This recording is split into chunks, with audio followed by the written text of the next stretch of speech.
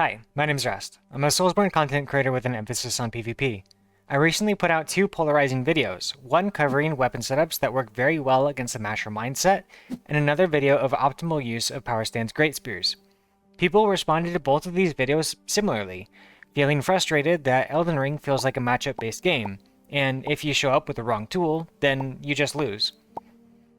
But whether you're using a flail or a great spear, it's not about the size of your tool, it's about how well you use it. But let's be honest, size helps a lot. Ultimately, it doesn't matter what setup that you run, you can win any fight as long as you have good fundamentals, and you don't need fancy movement or crazy one-shot builds in order to win. Now, coming from a video covering Power Stance Great Spears,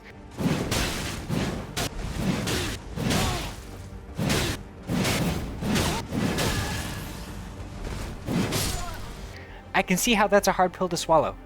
So in this video, I'll be showing you how to beat meta setups with a flail. This video is going to cover a couple of very important points, starting off with optimal use of flails, and following up with three major fundamentals, being spacing, priority, and role discipline. If you enjoyed the video, be sure to like and subscribe, and let me know in the comments if you found the information helpful at all, or if you're just more confused than ever. Flails are one of the worst weapons in the game due to a number of factors. The standing R1 of a flail comes out at 16 frames, being just as slow as a greatsword, but the recovery on their attacks is a whole 3 frames longer than that of a greatsword. However, despite being so slow, they deal a level 1 stun, similar to that of a straight sword or curved sword. But aside from the pathetic speed and low level hit stun of the flail, it also has absolutely pathetic range. Being similar to that of a dagger, this poses a major problem for the flail. Being both very short and very slow, it's very hard for it to either whiff punish an attack if the opponent misses their shot, and it makes it really hard to roll catch. Out of the moveset of the flail, the only attacks that can roll catch if the opponent rolls directly away are the running R1 and the jumping attack. If the opponent rolls in or to the side, then you can catch them with a normal R1, unless they're light rolling, in which case they'll escape your range anyway. The one thing that the flail has going for it is its access to hyper armor. On the two-handed moveset, flails have hyper armor on all of their attacks, although the hyper armor frames start notably later than that of other hyper armor weapons. However, I don't think that this is too much of a bad thing. If anything, I think that this is a much more balanced approach to hyper armor. But I'm not a game developer, so I'm not going to get into that just now. But where something like the crouch attack of a Serpent Hunter has hyper armor that starts on the 7th frame, the flails starts on the 11th frame. The hyper armor at least allows you to force a trade with some of your opponent's attack, but you're generally doing less damage than they are to you if they have an optimized build. So your attacks are super slow, your range is ass, and at least on paper, you're hard countered by virtually everything. So what do you do when a dude with a halberd or a PSGS wiggles up to you and starts poking you from a kilometer away? There's 3 fundamental skills that you need to develop as a player in order to win your fights consistently and reliably. Spacing, role discipline, and understanding your priority. Spacing is a very extensive subject with a lot of nuance, and I've done a whole video on it, and I really recommend that you go check out that video, but I'll summarize it up here. Spacing is the centerpiece of your fundamentals. It's the use of your movement to outmaneuver your opponent's attacks by either getting just outside of their range or strafing their hitbox in order to punish their attacks. The reason why spacing is so essential is not only to ensure that you don't take damage, but it also gives you the best opportunity to land a hit on your opponent. If you outspace their attacks just right and queue up an attack of your own to punish, then you can land a hit on them while they're still stuck in the recovery frames of their attack. And despite how absurd the range is on some thrusting weapons like spears and halberds, you can still outspace these attacks and still be in range to punish them even if you're using something as bad as a flail. This whole concept of spacing applies in the reverse as well, and with spacing to land your hits, you always want to make sure to avoid whiffing your shots. As long as you can force a roll, then you still have some control of the fight. This is the concept of priority, which determines who has the winning button press if both players go for an attack in a given instance. Some weapons are designed with standing pressure, while others are more oriented toward a crouch vortex. Weapons with standing pressure are those that can safely go for a second swing of their moveset with little to no risk. A good example of this would either be something like Power Stance Straight Swords or two-handed curved swords. If your opponent rolls in, then the second swing of both straight swords and curved swords will roll catch as they roll through the first attack. Other setups like Power Stance Great Spears and Katanas lack standing pressure, and after their first crouch attack, they immediately lose priority if the opponent successfully rolls their attack. and the katana or great spear user is forced onto the defensive. When you take a position of having priority over your opponent, then you have the opportunity to take your shot, and if they respect your priority, then the opponent will roll and avoid your hit. You can instead risk your priority and go for a roll catch instead by delaying your attack to roll catch on prediction that they'll try and roll away from your attack. But if your opponent doesn't respect your priority and you decide to go for a roll catch, then you'll have sacrificed your priority and be put back into the defensive. Hyper Armor makes this a lot more secure, and as long as you can secure the hit and avoid getting whiff punished, then your Hyper Armor will generally win the priority. But priority is complicated, with all the different matchups between different levels of hit stun, attack speeds, and Hyper Armor, but all you need to understand for now is that if you respect your opponent's priority, then you can avoid taking damage by avoiding unnecessary risks. Sure, you may win priority for the duration of a single attack, but taking these risks always has the risk to fail. The thing is, you really never have to take any risks if you exercise good roll discipline and spacing. Outspace your opponent's attacks and punish it, back off and punish the opponent if they decide to take an unnecessary risk themselves. But then again, it's a game. Sometimes those risks are fun to take. To go for a cheeky backstab or a parry that you could otherwise just get safe, reliable damage. The point here isn't to tell you how to play your game, it's to teach you about the fundamentals, these important concepts that you need to keep in mind whenever you're engaged in a fight.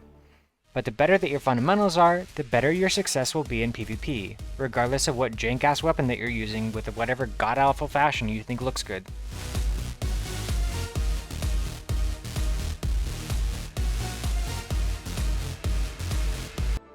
Roll discipline is basically what it sounds like. It's the act of rolling only when absolutely necessary, knowing when to roll and when not to roll. When you're in the position where you've lost your priority, either because your opponent outspaced or rolled your attack, then you'll be forced to roll instead. But having the patience to wait and see how your opponent is playing will ultimately be the difference between whether or not you get hit. You could just play the 50-50 and panic roll hoping that they take the first opportunity to do damage to you, but if your opponent delays for a roll catch, then you'll get hit anyway. The idea is to delay a roll to get a sense of exactly how your opponent is going to play and respond to it appropriately.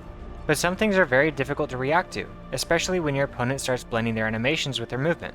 But against these setups like PSGS and 2Cat, it's even more important that you exercise good roll discipline, because as soon as you secure a safe roll, then you're back in control of the fight. But there's really no secret trick to getting better at roll discipline, it just takes practice.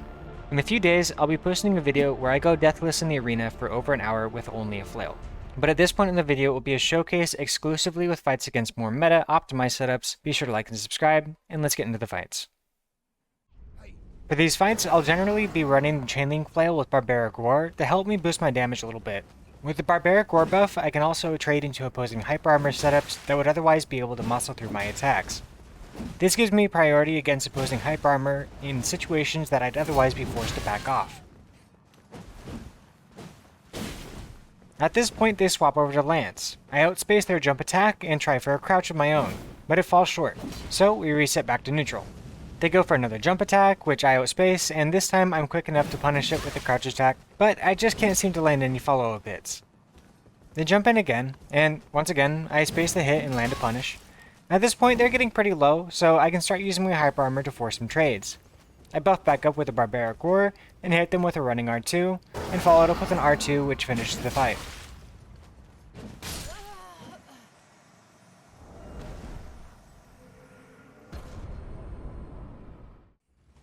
My next opponent is using PSGS with Mogs, and I start off the fight pretty poorly, committing to a bad roll and eating a hit for free. But I walk out of their range and press back in after they whiff their follow-up attack and pressure a roll.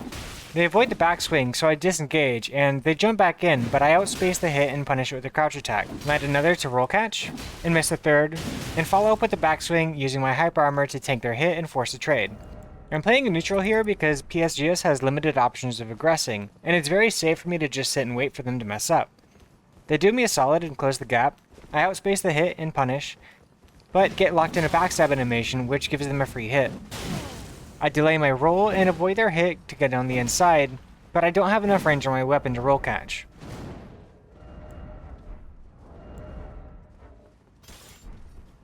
The roll will be short, and I use my Hyper Armor to take the rolling attack and finish the fight.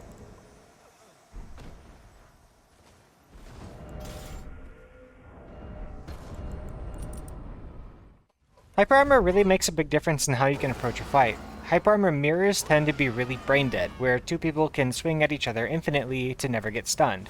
Barbaric Roar allows me to override this issue and break opposing Hyper Armor so that I can secure priority. But with a Flail, I usually have to outplay my opponent anyway, given that I lack the base damage to win on sheer guts and determination.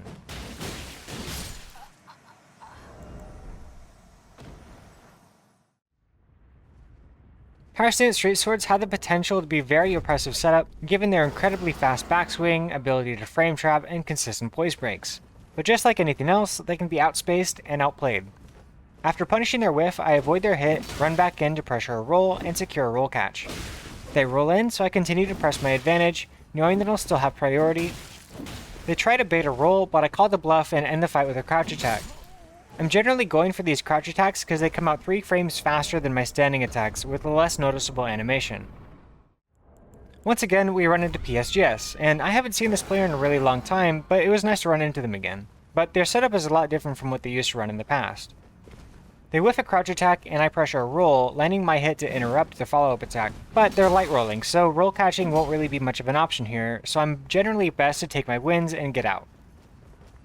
I have no reason to try and pressure them, especially since they're light rolling, so I'm better off just being patient and waiting for an opening. They swap to two-handed lance and I outspace their jumping attack and land a punish, and pressure them before resetting to neutral. Once again, they go for a jump, and my attack falls short, but I push in and land a jump attack. Try to pressure a roll catch, but they're able to strafe behind me and get a solid whiff punish. They peel and I run in, expecting that they're trying to menu, and I land a hit, putting them in range of Beast Roar, which finishes the fight.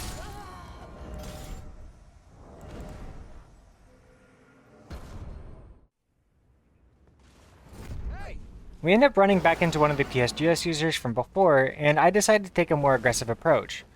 I jump in after them to land a first hit, and whiff my roll catch as they roll past just out of range.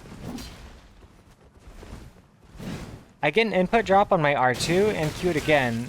It comes out late, so I end up taking a trade, but get a solid amount of damage off on them.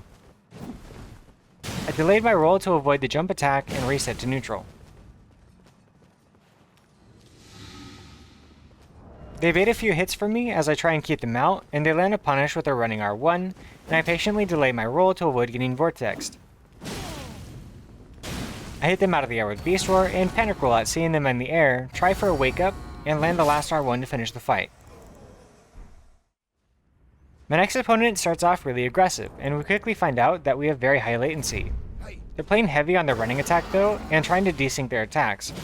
So it's actually going to be better for me to play into them rather than try and play heavy on spacing. I go in to try and pressure, but I'm kept out by the Flaming Strike. Roll some more running attacks, and look for my opening.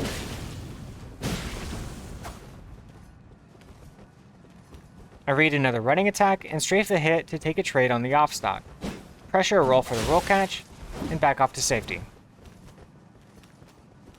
They press back in and whiff, and I take some chip as they try and space back out. I avoid the offstock and outspace the halberd to punish with a regular R1, go for a really ugly jumping attack, and avoid another hit from the halberd before resetting. I jump in as they try and swing back around for another running attack and stop them short, get a roll catch, and keep at the pressure to finish the fight.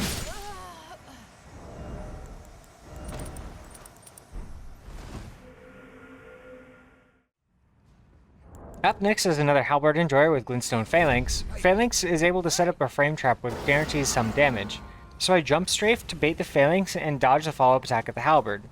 Once the Phalanx is gone, then I can actually play the game. But I'm always in disadvantage for as long as that Phalanx is still active. I pressure the roll catch, which connects, with my follow-up, and wait to see how they respond. They don't press, so I push back into them and get another roll catch.